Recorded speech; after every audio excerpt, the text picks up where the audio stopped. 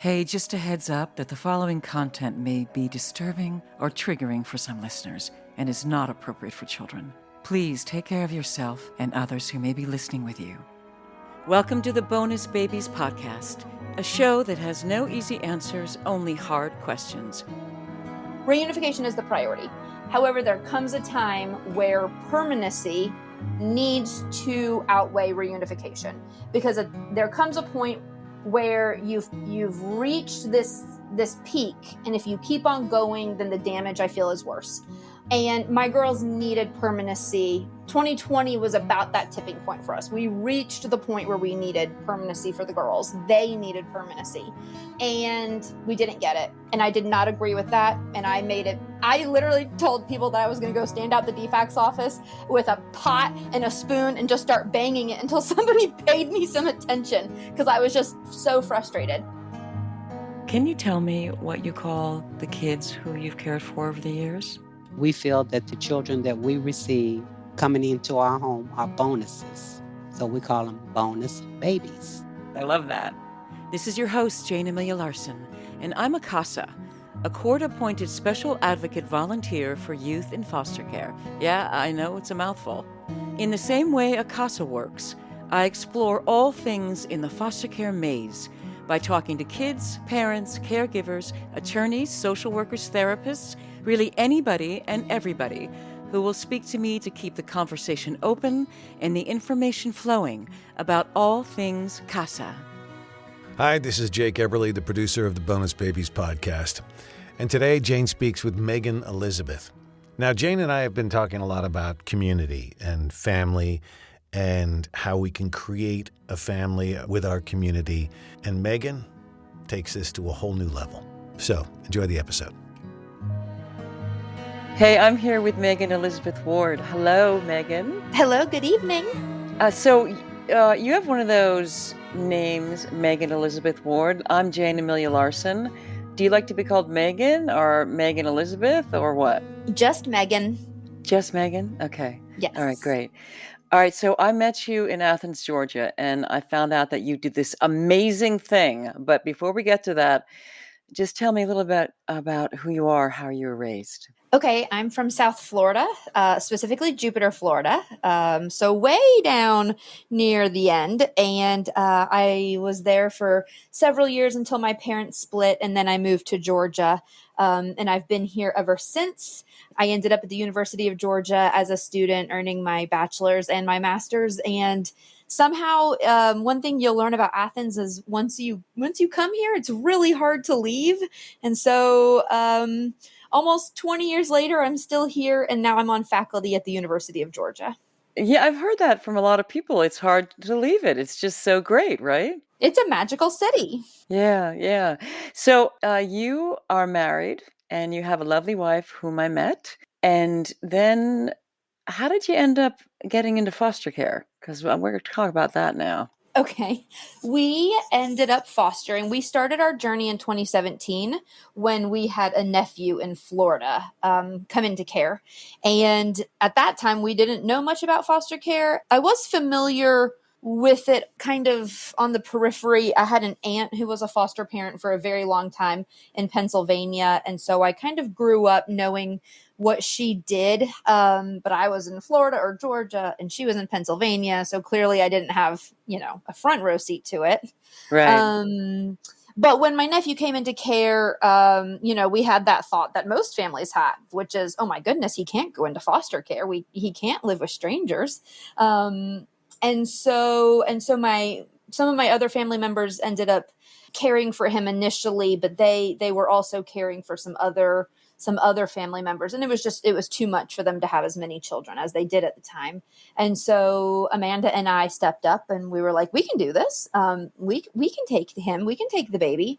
And so we started our foster care journey as what they call an ICPC family, right? Which is when a child's in care in one state and is placed into another state's care. And so it took us about 4 or 5 months to get approved. And that was really painful, knowing that he was there waiting to come to us, but that we had to go through all of the approval for ICPC. Right. Yeah. Can you give me an idea of that? Because I know most people don't know what ICPC is, and it's great when it works, but it's really hard to get it through, right? Yes, it's one of those things that both states have to agree, and the biological parents have to agree, and the family that is taking on the child has to be approved. And so getting that many people to the table to agree, getting the approvals, getting the legal paperwork. There are families that I know who have been attempting ICPC for 6 months, 12 months, 18 months. The fact that we did it in a time frame as quickly as we did is actually pretty extraordinary.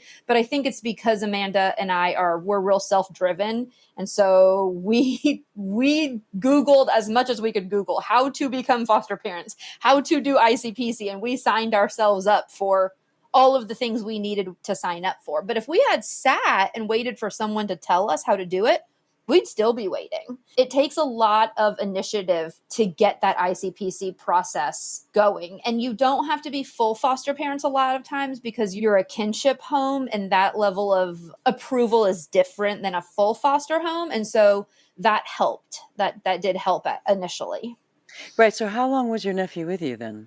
So he came to us on Thanksgiving week of 2017, and he left Labor Day of 2018. So it was about 10 months. And I'm sure you fell in love with him. Well, you were probably already really cared for him, but then you fell in love with him and you had to let him go, right? Oh, that was letting him go, even though we knew we were going to see him again, was the hardest thing we've ever done. We cried for weeks. Weeks. And then somebody came knocking at your door. What happened next? Yes. So when our DFCS in the state of Georgia knew that he was going home, there were some initial conversations about whether or not we would be willing to continue our foster care journey with children not related to us. And we knew at that point of time we would have to go through full approval. And so we started the full approval process a little bit while he was still with us, just doing paperwork and some other little stuff. And after he left, we had a case manager come to our house to do some of those final steps of approval. And it was funny because it was like she knocked on the door and she came to talk about our approval. And the way she was talking about our approval was like real immediate. And I finally said, "Is there a kid in your car right now that's waiting to come into my house?" And Wow. she said, "No, but there could be." And I was like, So we were fully approved. He went home Labor Day weekend, and we were fully approved, I want to say, the last week of September, because we got our first placement on October 3rd. Right. So how many kids have you had so far? I think the child that is downstairs right now is number 45. Wow. 45. I left her eating dinner. I was like, I have to go make a phone call. Here's the remote. Here's some food. I'll be back. And how many have you had at any one time? The most I've had in the house sleeping at one time was 4, which is not that many. I know families who do 8 and 10, but I have a very small house, so it is limiting. But I have had, I want to say my most for one night was, maybe 5 in one night. Mm-hmm. And you've had sibling sets too for quite a while, right? You had 2 little kids that stayed with you for 4 years? Yes, I have a sibling set of, I call them toddlers because they were 1 and 2 when they came to me, but now they're 4 and 6. And I guess 4 and 6 isn't toddlers anymore. So my little girls came to me at 1 and 4. They are with me still. They're 4 and 6, almost going on 4 years. And they're very close to going home. They're on what's called trial home placement, which means that they are technically placed with their mother, but still in foster care. But they still spend 2 nights a week with me just to kind of check in and help ease the transition. So one of them is here tonight. And then I have 2 of a sibling set of teenagers right now as well.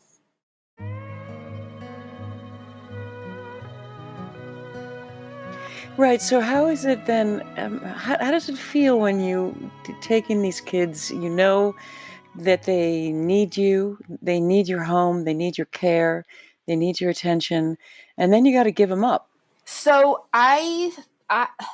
having done this as long as we've done this and having had the number of kids that we've had, what we always tell new foster parents, and I don't know that it's right, but what we always tell new foster parents is your first goodbye is the hardest because you haven't had any practice at goodbye. You have a lot of practice at all the other things. You've done the trainings, you've done the case manager visits, you've done the doctor's appointments, you've done court, but there's no way to train yourself for that emotion of saying goodbye. And so your first goodbye is a real heartbreak, like full-blown heartbreak. But then once you've done it, you have the full understanding of the journey from the beginning to the end. And when you've seen a successful reunification, then it makes it a lot easier to cheer on reunification and support it and thrive, see the kids thrive and yearn for that. And so it's a lot easier now that we know from the start our goal is to get all these kids home. Right. And have you ever had an experience where the kid was reunified, but then it failed and came back to you? Because that happens. Oh, yes, that happens. I have not had a case in which a child that reunified came back to me, but I do have, of my 45-ish children, what's really upsetting is that about a third of them have come to me out of failed adoptions. So like my teenagers were adopted as toddlers and then came to me as teenagers out of a failed adoption. I get a ton of failed adoption kids. What? The family that adopted them as toddlers suddenly didn't want them as teenagers? Yes, a lot. That just is lousy. That is lousy. Yes, we get a ton of failed adoption cases. They either, they grew into teenagers and they couldn't get along, or the family was abusing for them from the start and it wasn't known pre-adoption, or child has chosen a lifestyle that the parents just weren't ready for. It's a lot, a ton of failed adoptions. Right. And have you seen a lot of trauma in the kids who have come to your home? Yes, I would say they all have trauma. I find that even though the littles have trauma, it's a little bit easier because they don't fully understand what's going on. And of course, that's easier in a lot of ways. I would honestly say the most trauma comes out of our failed adoptions. Our two teenagers who have been with us now for 2 years almost, that trauma runs really, really, really, really deep. Yeah, I bet it's really hard to get over. And because they were given up once and then given up again. Mm-hmm. Yeah. Now, will they likely stay with you? Do you think that's what's going to happen? Or is there a placement for them possible somewhere else? Well, placing teenagers is really hard. Very hard. That's right. Very hard. And placing a sibling set of teenagers is even harder. Mm-hmm. And it's a boy and a girl. So, there's dynamics there. No, I think that we are their long-term family. I think what they need to decide, and they can only decide it long-term, is whether or not they want to be adopted again, because they have such a negative understanding of adoption now that they might not want to. They may just choose to stay here and age out of foster care and come back for holidays, and that's fine. Or they may decide to give it another go, but they need to decide that after they spend time working through their trauma and learning how to live on the other side of it. Right. So have you and your wife ever taken breaks, or do you just go, go, go? Like, there's knock at the door again and then knock at the door again? And you try to take a break and then you can't, right? Or what? She tries really hard to take a break. She's probably listening to me right now on the other side of that door, rolling her eyes at me. So when our nephew went home on Labor Day weekend, then we took a placement on October 3rd, which was our very first non-kinship placement. The very first time that a real case manager showed up with real strangers and was like, good luck. However, we did not so he went home Labor Day weekend and we did only emergency placement for the remainder of 2018. So we had about 5 or 6 placements that fall that came for 1 night, 2 nights, 2 weeks, somewhere in that range. And then we did not take a long-term placement until January of 2019. Our little girls came to us January 10th of 2019. And we planned on taking a break after them, and then the teenagers came. Right. So can you explain to our listeners what the emergency care is and also respite care? Because you do both. Yes, I do long-term, emergency, and respite. So long-term care is when you agree to take on a placement knowing that it's going to end in either adoption or reunification, and you're willing to work it for that entirety, whether it be 6 months or 4 years. Emergency placement generally happens when a child comes into care, or children come into care, and DFCS needs time to find long-term placement. So for an example of the young lady I have tonight, she's 16. She came into care at 4:30 this afternoon. DFCS attempts to work a 9 to 5, so they're not finding long-term care between 4:30 p.m. and 5 p.m. So they would call families that they know do emergency placement, and they would say, they would give you the rundown of, hey, we have this child. We're looking for long-term placement. Can you provide emergency placement until long-term placement is found? My shortest emergency placement was 7 hours. They came at 2 a.m. They were out the door at 9 a.m. My longest long-term placement, I think, was about 15 days. And it just gives DFCS time to find the right placement, because ideally kids aren't being moved a lot.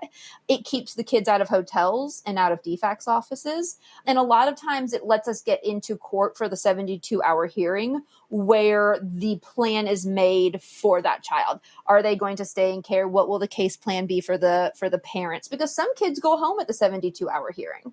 And so placement only exists for 3 days. And so it just gives DFCS time to make a plan. And then respite placement is when a foster family needs a break and another foster family provides placement for the children. So for example, my wife and I are going to Europe for 10 days this summer. My teenagers are not staying home alone. So they will go to respite placement for those 10 nights, and they'll get to hang out with another foster family who has teenagers, and they're going to have a great time. How did you find them, or did the system find them? How they find a family? So it depends. You can call your case manager and say, I need respite. You are entitled to 10 respite nights a year in Georgia. I don't know if that's the same everywhere, but we get 10 respite nights a year. They're paid. And so DFCS, my case manager, would find respite for me. But what we really try to do here is we're in a really strong region. So the state of Georgia is broken into 14 regions. We're region 5. We are in one of the strongest regions, I think, in the whole country. And so we have a great system, a great network of foster families where I can toss it out in our channels and say, like, hey, my fellow foster friends, we're traveling on these dates. I have these kiddos. Who's available for respite? And I'll have different families raise their hands. And then I'll do that same in turn for them. And what's really great about that is usually A, it's families that I have a relationship with. So my kids know them. They're not going to strangers. And B, it takes work off of DFCS plate. All I have to say is my kids are going to this family on these days. And DFCS is like, great, instead of them having to go and make all those phone calls. Yeah, because the caseworkers are super overloaded there, as well as, in California, it's crazy. They're supposed to have, I think, less than 30 cases, and they usually have actually double or triple that. So Yeah. there aren't enough hours in the day. No, it's insane. It's absolutely insane. And I think, unfortunately, it's like that everywhere. Yeah, unfortunately, I think it is. I was just reading that it looks like now it's close to 672,000 kids in care at any one time in the United States. For a while, it was 500,000, which is an obscene amount already. And now it's just climbing. Mm-hmm. And all over. People think it's just in the cities, but it's not. It's like where you are. It's in Athens, Georgia, right? Yeah. I'm about an hour, just over an hour from Atlanta. I don't get any Atlanta kids. All of my kids are from Region 5, which is, we're not city at all. Some of our counties are farmland. I say farmland, not full farmland, but it's some rural areas. And then you've got Athens, which is more of a university town, but by no means are we city around here. Right. So how do you find the work? Is it really, really hard? Yes. It really is, isn't it? Yeah. It's really hard. It's really time consuming. I know that all parents it's time consuming to be a parent to start with. But most parents aren't also scheduling court hearings. You know, they're not going to court hearings. They're not making their way home for 1 or 2 or 3 case manager visits a month. On top of that, you might have calls with the children's attorneys. You might have CASAs coming to and from your house. And then you have to do your trainings. And if your children are teenagers, they're going to have, teenager programming that they have to do. So it's not just, it is school and it is doctor's appointments and it is therapies, but that's pretty normal for the rest of the world. And then you have this whole demand on top of that. Last night I had 2 case managers in my house for an hour and a half and a CASA in my house for an hour and a half with 4 kids and 4 foster parents. Wow. And how do you and your wife balance how it works without killing each other? I don't know that we're doing it well. We were telling our case manager this last night. We're big believers of knowing your lane and staying in it. And so like last night when our case manager was here, she was asking us this question and Amanda was making dinner. And I was giving her the example. I was like, I'm not going to go in there and make dinner. Dinner is not my lane. I never make dinner. I don't know what's for dinner. I don't do the grocery shopping. She does dinner and I'm not going to touch it because that's her lane. But likewise, she's not going to schedule our case manager visits because that's my lane. And so we're really big on if we both stay in our lane and we both get our things done, then the house will continue to run. And would you describe your house as a happy home? Yeah, it's chaotic, but really happy. Yeah, I mean, it seems so by looking at your face, but you know what? And the reason why I was so pleased that you were willing to do this interview is because, as you know, foster parents get a really bad rap. Yes. And sometimes for good reason. There's a lot of people that are doing it only for the money, and they have their own bio kids who they treat better than the foster kids that they take into their homes. They take the things that belong to the foster kids and the kids never see them. There's all that stuff, right? Yeah. And unfortunately, I think that for dramatic effect, a lot of television shows will sometimes have like a foster care storyline where the foster parents are abusing the child or beating the child or locking the child up. We're demonized Yes. for entertainment's sake. And I always watch them because I'm obsessed with them, but it's not real. I mean, I know a lot of foster parents and all of the foster parents, and I'm sure there are some bad ones out there. I'm sure, but all the foster parents that I interact with regularly are just incredible. They're incredible. And I think part of that is the humans that I know that have signed up for this really crazy journey. But I also think it's the culture that we live in our community. We have, like I said earlier, we have a really strong region, and our foster parents and our state partners at DFCS, we work in tandem. I know a lot of areas where the foster parents and DFCS do not get along. That's right.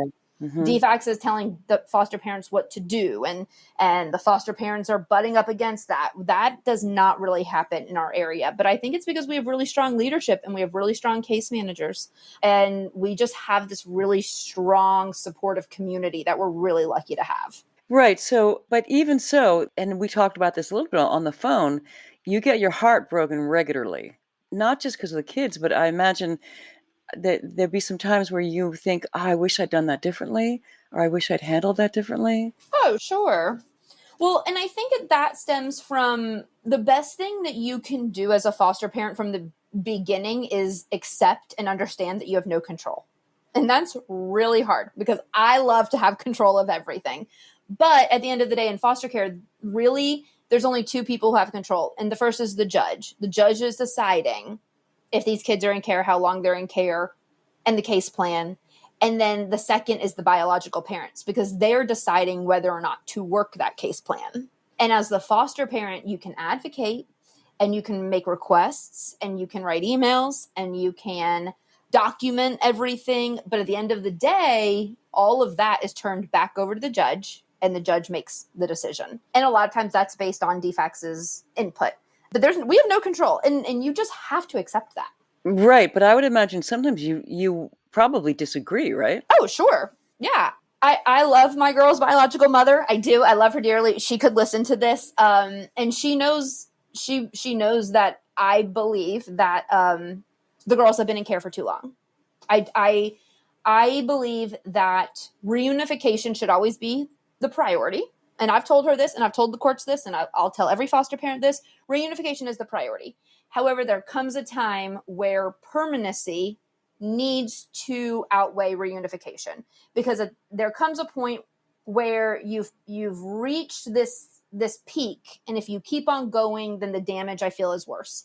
And my girls needed permanency. 2020 was about that tipping point for us. We reached the point where we needed permanency for the girls. They needed permanency, and we didn't get it. And I did not agree with that. And I literally told people that I was going to go stand out the DFCS office with a pot and a spoon and just start banging it until somebody paid me some attention, because I was just so frustrated. And I mean, I didn't agree with it, but I didn't have the control. Right. So you didn't have a choice, right? Nope. And how are those girls now? They're good. I mean, they're still with me. So, oh, of course, it's the same girls. They're still with you, right? Okay. Yeah. They are on trial home placement, which, I mean, if their reunification is successful, trial home placement is the first step. So we've made a big step. If it's successful, then the judge knew what she was doing the whole time, and that is fantastic. And if not, then it's going to be even more heartbreaking that we will continue this.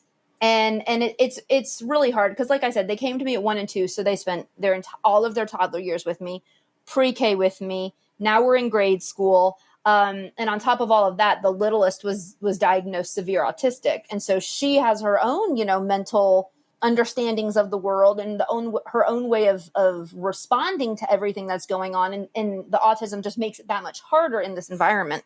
And so we're playing a waiting game now. We're supporting our biological mom in every way we can so that her reunification is successful, going above and beyond, and just hoping that at the end of the day, this has a really happy ending. And have you thought about having your own biological kids? Yeah, I would be terrible if I was pregnant. I don't even like stubbing my toe. Yeah, no, I would be miserable for 9 months, and I'm going to leave that to others. What about your wife? Wife? Oh, no. She's too worried about keeping her abs or something. Yeah, that's right. She's super fit. I remember. Yeah. No. So you haven't burned out. You're still doing it. Yeah, we are going to, when the littles leave, we're going to take a break from littles for a while and, give our attention to our teenagers and, give them time without 2 little sisters needing things all the time, and just being able to do things as a family that you can't do with little kids. It's not as much fun to go to a theme park with little kids because you can't ride all the roller coasters, all that kind of stuff. So we're gonna spend several months with just our teenagers, and then after that we might be willing to take littles again, but we need a break and we need to re-energize, and then we'll keep going. Right. Do you think there's anything special about you that allows you to do this work? Oh, that's a hard one. So I used to think, this was really naive of me, I used to think, when I was really new to this, I would be like, why doesn't everybody do this? If we just all played our part, then there would be no kids without a home, and the world would be a better place, and all these things. And then after my first reunification, I was like, oh no, everyone cannot do this. This is really hard. And so I learned my lesson that I needed to calm down and not try to encourage the entire world to do this. No, I don't think there's anything special about us. I think if you are comfortable in giving up control, if you're comfortable in living in a bit of chaos, if you're able to have somewhat of a flexible schedule for all of the appointments, and if you're looking for a way, when people ask me why I do this, at the end of the day, when my time here is done, I need to know that I did something meaningful besides go to work. And this was kind of how I chose to give back, because I am a government employee, so I'm not going to make a ton of money in life. Let's be honest. I don't really like physical labor, so I'm not going to do a ton of volunteer work. And so I had to find that thing that was meaningful for me, that kind of emphasized, my family and my friends and my work, and this is what we chose.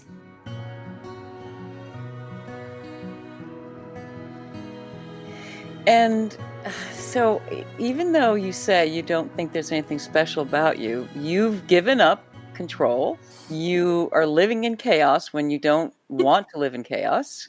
And you've allowed for that in order to do a greater good. Most people would not do that. No, and that's why most people don't do this. The chaos, even though it sounds negative, I have 7 siblings, and so I've always lived in chaos. And so, it's healthy, fun chaos. Right, me too. I come from a family of 10, and it was always chaos. That's just right. That's just it. Yeah. And so I don't know if it's chaos or it's kind of like that buzz of excitement. There's just always something going on. But yeah, no, most people won't do this in their lives, but that's okay because maybe they are contributing to charities that are doing good work, or they are volunteering, just as long as everybody finds their way to make a mark and leave an impact and make their lives fulfilled. It doesn't matter if you're fostering kids or dogs or donating money or planting flowers or whatever you do. That's what I always tell my students, at least, because I have a lot of graduating seniors. And at the very end of the semester, I say, make sure you find something that is meaningful to you. First, find a job, get yourself situated as an adult, and then find something meaningful. And so how do you imagine yourself in the future? Like if this continues, or creatively, let's say, or any of the things that you dream about, or what does that look like for you? Well, so I don't think we've talked about this yet. So this is going to really throw a kink in everything. I think the future looks like me and another foster mom here in my area have started a foster care nonprofit. And so the future is attempting to make it the most successful it can be. Right now, it is only serving our region, so the 12 counties in our region, but our ideal future success would mean that it does so much good in our region that it is taken statewide. And what we do here would be replicated throughout Georgia. So that's hopefully our future. Right. So what does that look like? What kind of work are you doing then? That's a great question. Somebody else asked me this today and I said, how do I explain this? Oh, it was my mom. My mom was like, you're doing what? And I was like, oh yeah, by the way. Okay, so the way that we've explained it is it all started because DFCS faces a lot of challenges. And those challenges then just they're like ripples. They start with the system and then they radiate out to the case managers and then to the children and then to the foster families. And a lot of those challenges are really deep rooted in flaws in policy and in, the high turnover of case managers, right, and in the insane caseloads and in the number of children coming into care and the ways that foster families lack support. It's all kind of rooted in that.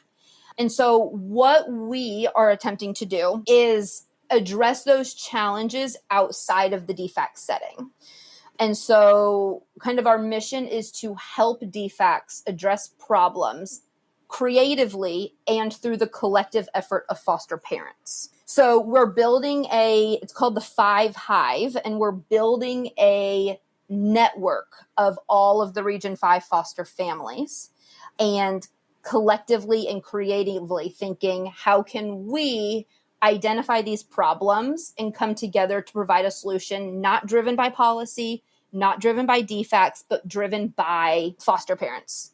And so like a really easy example of this is, you go through a lot of training to become a foster parent, but it's all really high level. Like, what do you do if a child runs away? And what is reactive attachment disorder? And what is a case plan? But like nobody says, okay, on day 1, you get a kid and you find a pediatrician and you find a school, right? Like that's the basic. And if you've never had, let's say you've been a foster parent for 5 years, but you've only had 15-year-olds, what do you do when somebody drops a 2-year-old off of your house? That's a whole nother world, right? And so like this is like the most basic thing is an example is we're making a provider list for all 12 counties. If you get a kid who's dropped off at your door and you need childcare and you need a pediatrician and you need a dentist and you need a therapist, you go to the provider list and it tells you all of those services, every place who services a foster child within every county in our region. So here's all of the daycares that provide care for foster children in every county. Here's all of the pediatricians who provide care for foster children in each of our counties. And then all 400 of us foster parents are not doing the same research. This is brilliant. This is brilliant. It should be all over the country. I mean, right. I can't believe someone else hasn't already done this. Yes. And thank goodness you are. We're all doing the same research. So why don't we just all do the same research and put it into one document and hand it to new foster parents and say, here you go. Here's all the places you're going to go to, because not everybody will take foster children for daycare. They just won't. And not every pediatrician takes our insurance, and not every dentist. And so it's no point in all of us making 30 phone calls just to find the one who does. Wow, Megan. I mean, it's just astounding. It's not, we're not like solving life crises. We're just saying like, hey, no, I'm sorry, you are. The fact that you don't realize that is just cute as hell. But you are solving major issues just even as an information hub. Mm-hmm. How resourceful, what a great resource right away. Yeah. Right? And we're, another easy example is our case managers get burnout. They're overpaid, they're overworked, they're underpaid.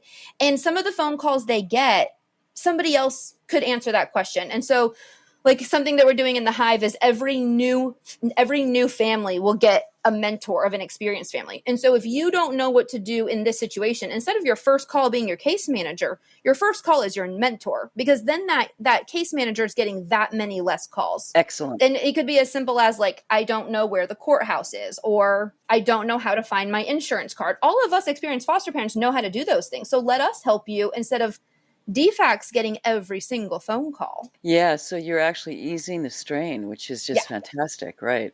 Yep. So you mentioned that you've worked with a few CASAs. What has your experience been? And you don't have to sugarcoat it, because they have been amazing. Really? Oh my gosh, yes. Like my CASA's invited so we're married. We got married, but we're having like a big party this summer, and because COVID and all the things, and like I invited my CASA to my wedding, my wedding party, because I was like, I love you so much, please come. I don't know if I'm allowed to do that, but I did. So no, I understand that at the end of the day, sometimes a foster family gets a CASA and like the personalities don't mesh, and that happens. Yep. And that's okay, but we're really lucky in that we've had two primary CASAs, and my CASA, especially on my little girl's case, I think has worked harder on this case than every other human combined.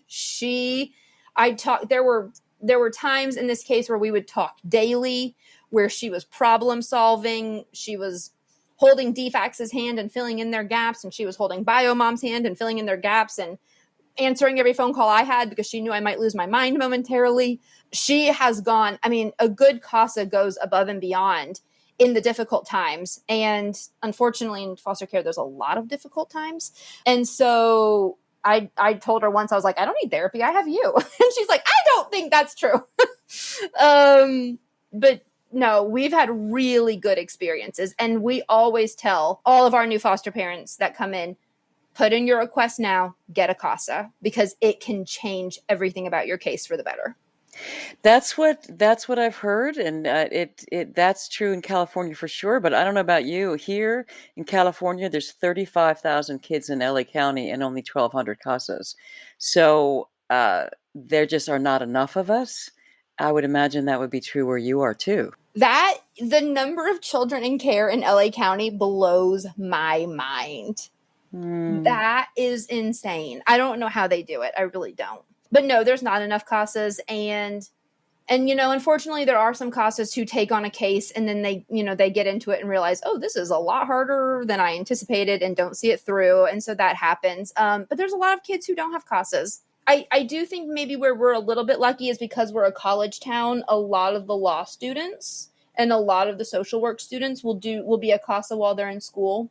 And I think that helps. Mm-hmm. Yeah, that's great. That's great. I think that helps a lot. A lot of the CASAs are young and in school, but that's okay. As long as they're willing to put in the effort and they care.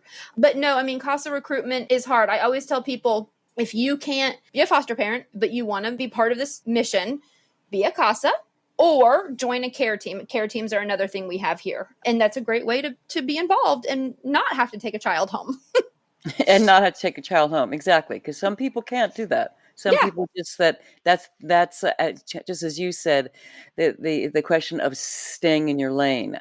I don't think I could be a foster parent. I don't think I could stomach it. I don't think I could handle it. But I can be a casa, and that Yeah. has worked out. Now my kid after 5 years is finally being adopted. Yeah. I know. We're all so Wow. happy. Wow. Yep. 5 years. Yep, and it's gonna be super successful too. My little girl, her life has changed, I think, Mhm. because she got a casa, and Mhm. that's really what it's all about.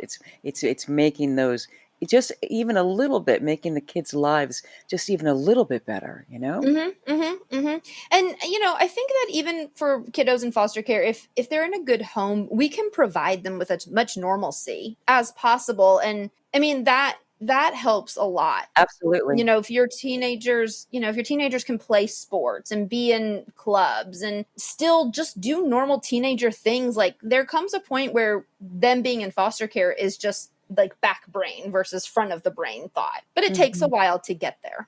Right, and have you felt the kids who have been in your home, do they feel stigmatized by being a foster kid? Has that come up? Mm, I'm sure some of them have. My teenagers probably don't. My teenagers they're crushing it. They're doing awesome. My teenagers that I've had for a long time. But with the number of kids who have come and gone through my house, probably yes, some of them have. And we just haven't had that conversation. Mm, We have yeah. a lot of kids. I don't know if you guys have this in California, but unfortunately, because we don't have enough foster homes, we have a lot of kids who go to group homes. We have a lot of group homes, way too Yeah. many. Way Yeah. too many. Yep. Yep. And that's a And much harder experience. yeah, and of course, as you know what happens, and hopefully it doesn't happen there as much as it does here, but kids get a placement and then another placement and then another placement and then another placement. Then that means they change schools 15 times. Mhm. And then they might end up finally in a group home that sucks. And Yeah. that's just not a good thing for any kid, even if they're all together, even if Mhm. they're like totally healthy, non-traumatized, Mhm. even if they've come from a great background where it was all love. Mhm. Once you start that moving around business, they lose all footing. Yeah. And especially if you're talking about a kid who maybe didn't go to school for 2 or 3 years pre That's coming into right. foster care. We've had a lot of those. And then they come into foster care, and in their first year in foster care, they go to 4 schools. You were already 2 years behind. Yeah.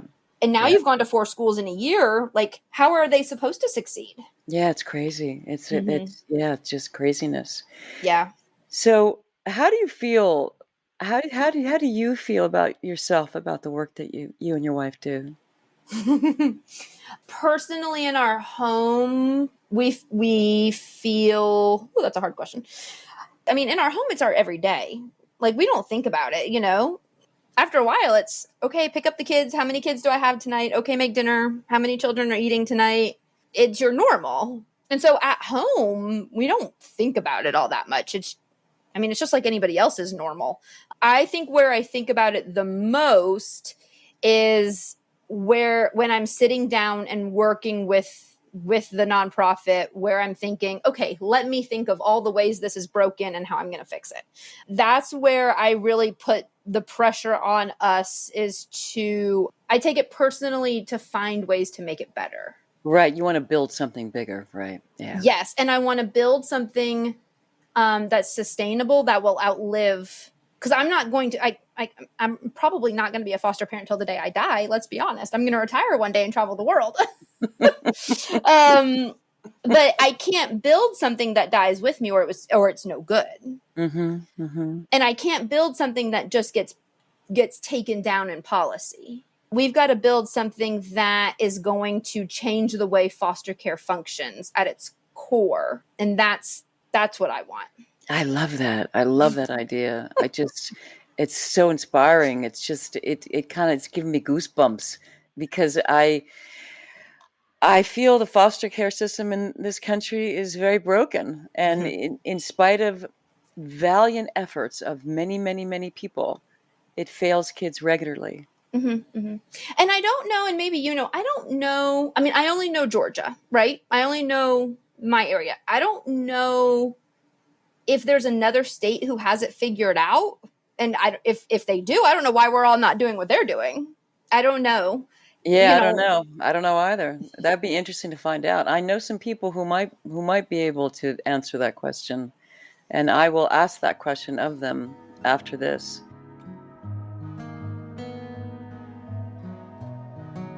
I have one more question for you that I ask all my guests, and I want to also ask you to dig deep if you can. Oh gosh, okay. What is the one thing that no one would ever know about you unless you told them? I need to think for a minute. I think people would probably find it very interesting. I can go into a room now and feel incredibly confident. Like I'm not afraid to walk into any room. I train people to get on a stage for a living. And beautifully, you train them beautifully. I didn't mention that part that you ran the fantastic TEDx at UGA. That's how we met. Yes. Okay. So I can train people to get on a stage, but I also do not mind public speaking, which a lot of people don't like to do. Like, is it my favorite thing in the entire world? No, but I guess the number of times I've gotten in front of classes to teach, and I've been put on the spot in meetings, and I can have a very dominant personality, and I can be very bossy, and I don't have a fear where I need to hold back a lot. But as a child, I was terribly shy. Terribly shy. Crippling shy. I was the kid who did not come out from mom's legs. Wow, really?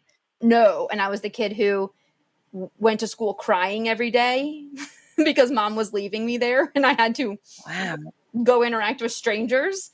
And I cried myself so hard at sleepaway camp that my parents had to come get me. Oh, no. And if you ask my mom now, when she was 5, would she be talking to all these strangers in all these rooms with these important people saying important things? And my mom would say, hell no. No, and you do it really, really well. Thanks. Yeah. So I know you're super busy, so thank you for making this happen. You were like, I'm doing it. I don't care. I'm doing it. And just so people know, you're sitting on the floor in your bathroom recording. Yeah. So this is the dedication. Yes. I've got people asleep in every room, and then my teenagers wanted to watch TV downstairs, and I was like, well, okay, so I'm in the bathroom on the floor. Yep. Okay, so I'm going to let you get a little more comfortable now, and my very best to you and your wife, and I really thank you for your work. You're welcome. Thank you. Talk soon. Okay, bye. Bye. Thank you, Megan, for everything that you do, and 5 Hive, which is an incredible idea, and hopefully something that will inspire others to do the same. In our next episode, Jayne speaks with Hank Fortner, co-founder of Adopt Together, the world's largest nonprofit crowdfunding platform for adoption, a nonprofit dedicated to a world with no more orphans. They imagine a world where orphanages and the foster care system are things of the past, a family for every child, one child at a time. In the past 10 years, they've helped over 5,000 families adopt by raising over $28 million. So tune in next week for Hank Fortner. Thank you, and be well. If you see something, say something. If you suspect a child's health or safety is jeopardized in any way by parents or anyone else, contact the Child Protective Services Agency in your county. 24-hour hotlines are staffed by trained social workers who will help you through the process, and you can do so anonymously. In California, you can call the Child Protection Hotline at 800-540-4000. So if you see something, say something. You might be saving a child's life. If you want to know more about becoming a CASA anywhere in the country, go to nationalcasagal.org, and in LA, casala.org.